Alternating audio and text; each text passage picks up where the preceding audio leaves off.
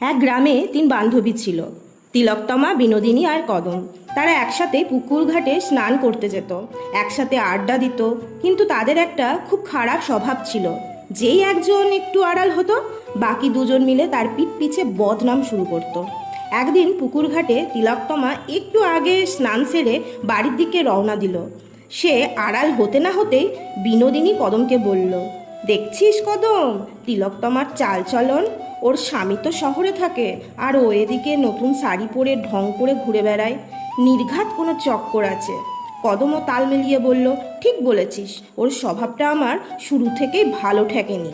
পরদিন বিনোদিনী আগে বাড়ি চলে গেল। এবার তিলোত্তমা আর কদম মিলে শুরু করলো, বিনোদিনীকে দেখলি?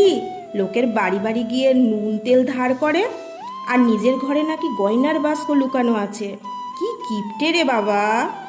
সবশেষে একদিন কদম আর তিলোত্তমা আড্ডা দিচ্ছে।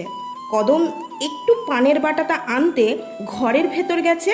তিলোত্তমা তখন পাশের বাড়ির এক মহিলাকে ফিসফিস করে বলল, জানেন মাসিমা, ওই কদমটা যে কি কুচুটে, ওর নিজের মেয়ের বিয়ে হচ্ছে না বলে পাড়ার সবার নামে অলুক্ষে কথাবার্তা ছড়ায়।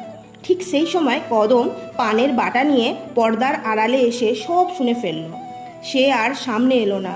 পরদিন সে বিনোদিনী আর তিলোত্তমাকে এক জায়গায় ডেকে একটা বড় আয়না উপহার দিল। তারা অবাক হয়ে বলল, হঠাৎ আয়না কেন? কদম শান্তভাবে বলল, আমরা যখন আড়ালে একে অপরের নামে নোংরা কথা বলি, তখন আমাদের মুখগুলো কেমন কুৎসিত দেখায়, সেটা যেন আমরা এই আয়নায় দেখতে পাই। কাল তিলোত্তমা যা বলেছিল তা শুনে বুঝলাম, আমরা কেউ কারোর বন্ধু নই। আমরা শুধু একে অপরের পিঠ পিছে বীজ ঢালতে ভালোবাসি। সেদিন তিনজনেই মাথা লজ্জায় নুয়ে পড়ল। তারা বুঝতে পারল, আড়ালে বদনাম করলে আসলে নিজের ব্যক্তিত্ব ছোট হয়।